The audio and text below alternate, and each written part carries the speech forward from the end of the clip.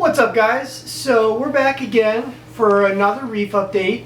It's been a little while and I've had a lot of difficulties actually since I last made a video. So we're going to go over basically some of the problems I faced, because in this hobby it's not always uphill. Sometimes you go downhill as well. And this tank, believe it or not, I almost killed every single thing inside this tank.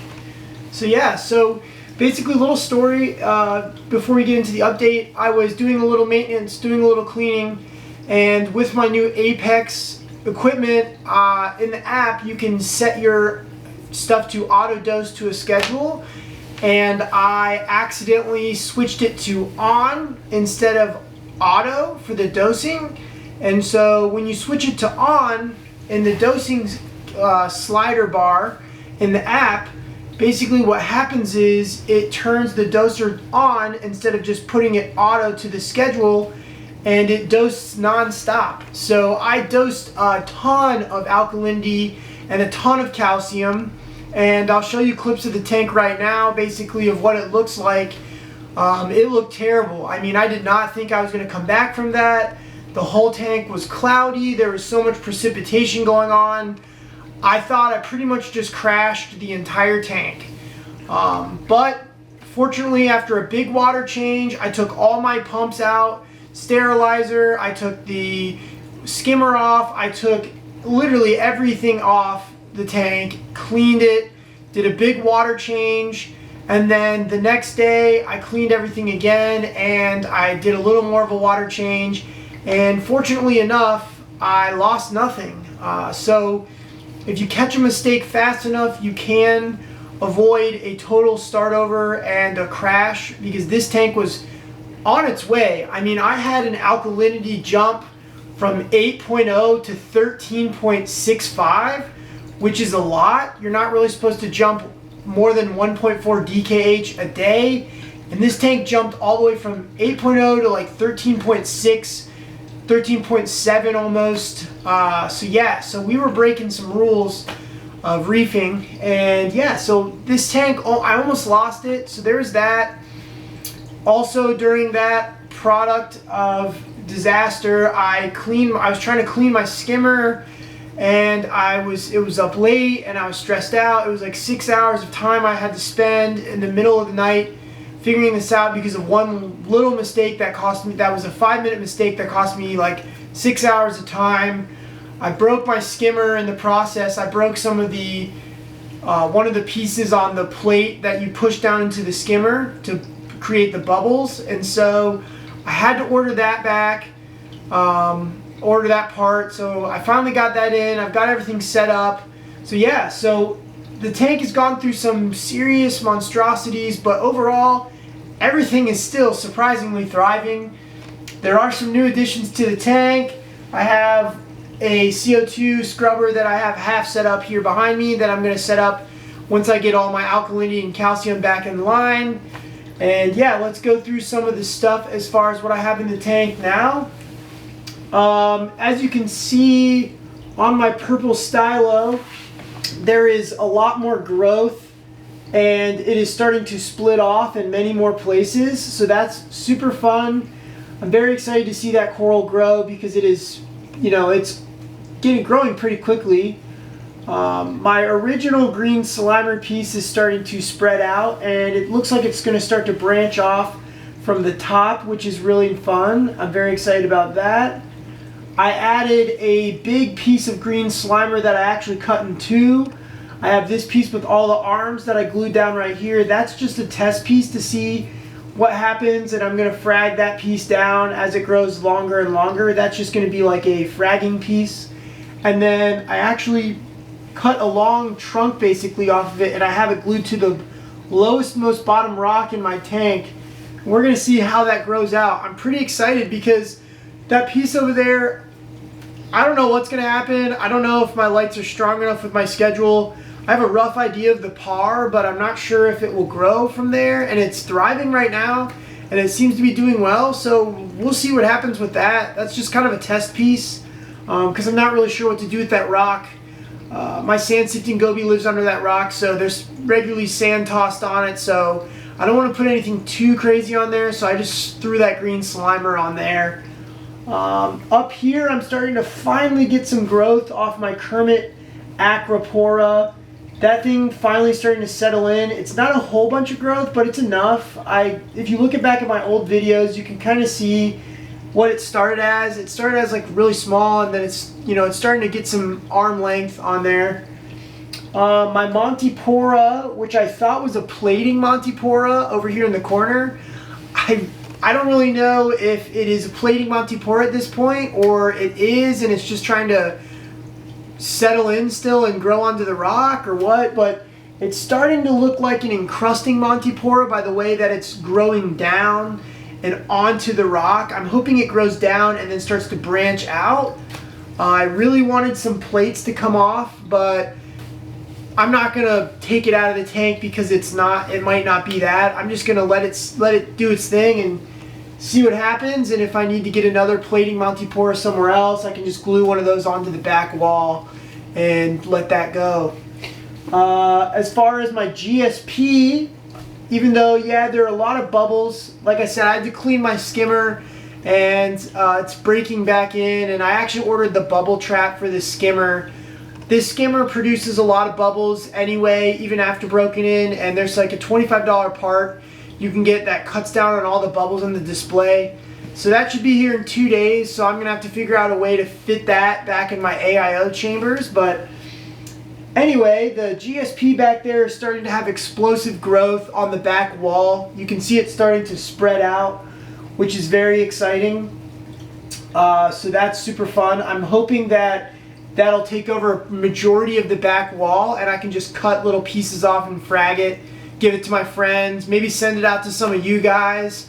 I'd like to eventually start giving some corals away once they start growing. For instance, this green slimer, I'm going to cut arms off of that as regularly as possible because this tank isn't that large. So once everything grows out really densely, I'm just going to start cutting it all, and I'll give some out to you guys or do some giveaways and stuff like that. I want this tank to be a community tank, even though it is mine. I would love to give back to the people following me. So yeah, stick around because I will be starting to give some frags away. My mushroom coral over here is starting to grow explosively. So those are going to be starting to be given away. I'm actually going to start trying to frag that maybe later this evening. See if I can cut 1 or 2 off and give those to a coworker. So that's cool. My Duncan is tried and true. It's still growing like at a rapid rate. At some point I'm gonna have to get a diamond saw or a little blade for my Dremel and cut that in half, because I think eventually it's gonna start choking itself out. So because it's just so dense. It's one of my favorite corals in the tank still, but it is growing very dense and at a very fast rate. So love the coral, but it's gonna definitely need to be cut here soon. I forget what this coral is in the front by my Montipora, but it hasn't been doing anything too crazy. It looks like it's starting to encrust on the back where I glued it to the rock, but hasn't sprouted up or out, so I haven't seen much with that. My rock flower anemone still looks the same. I've got a couple frags back there on the rack. Those are some frags that I actually glued down that my turbo snail knocked off. So there's that. I've got another little bit of green slimer over there. It's a different breed of green slimer that I'm growing out. We're going to see what happens with that. I moved my electric limeade up here closer to the top because I want that to grow out a lot as well. I think that would be really cool. I want to see some serious growth on it, and where I had placed it over here at the far side, it wasn't getting a lot of growth next to the surf and turf. So we're going to try it there. I have a petal Montipora on the back wall now. Up here I glued it because I had it behind the center rock, and like I said, my turbo snails, damn those things, they keep knocking shit down. So yeah, I had to constantly glue it, so I just glued it to the back wall. We'll see what happens with that. My other petal Montipora over there is doing quite nice. I haven't seen any substantial growth that I've noticed, but it is growing, so that's cool. And then this Digiforest Fire, which is actually very hard to get a clip of because of the way that it's growing towards the glass. It is growing at a rapid rate. I'm hoping in a couple months it'll start to branch out and I can clip some of that, because that was probably one of the first corals I started seeing really good growth on. So yeah, I'm very excited about that. As far as other stuff, I have a candy cane which I glued in the back here behind the rocks, just out of more flow, because I previously had it in a higher flow spot on the frag rack and it was not loving that placement and it just needed a more lower flow area, so I glued it towards the back, which I'll show you a video of that. As far as livestock, I still just have my Tamini Tang, which is like still small. He munches on all the algae in this tank, which is super cool. And it's like my algae cleanup crew with my hermit crabs.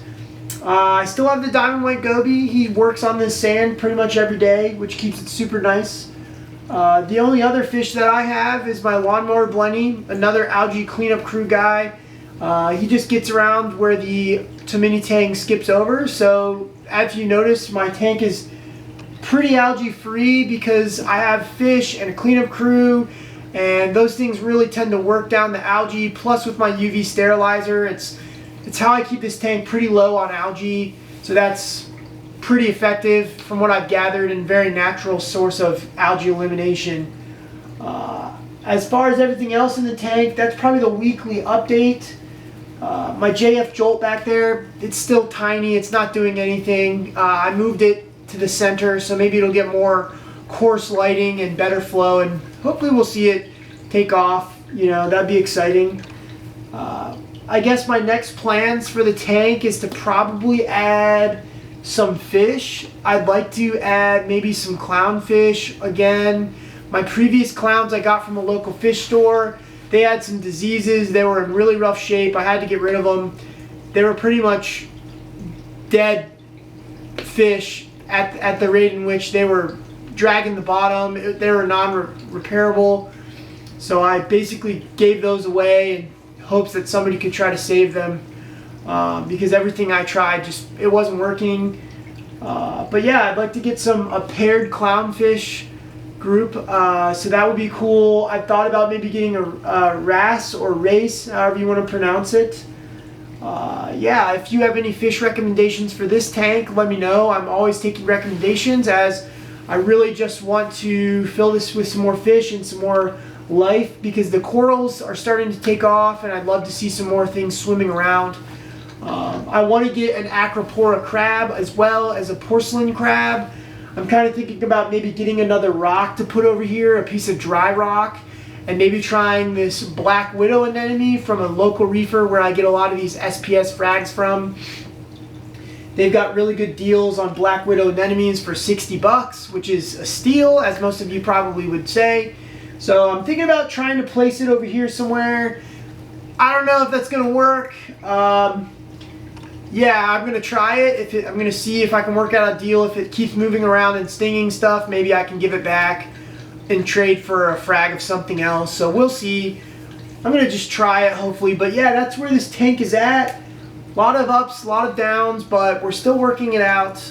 This is part of the hobby, so not everything is great, as far as like a lot of reefers will tend to show a lot of the good things that are happening, and they skip over the mistakes, or they skip over the bad things. And this is just an example of, I'm another human being, another person, and these are just some of the things that have happened to this tank. And yeah, I mean, I make mistakes and it still looks like it's working out. So yeah, that's the weekly update, and stay tuned for a video. I'm going to do a full video of everything I have on the tank. I get asked a lot, what do you use for lighting, or what do you use for a skimmer, or what do you use for this part of equipment? So I'm just going to make a simple video where it's me talking, and I go over each and every piece of equipment that I have.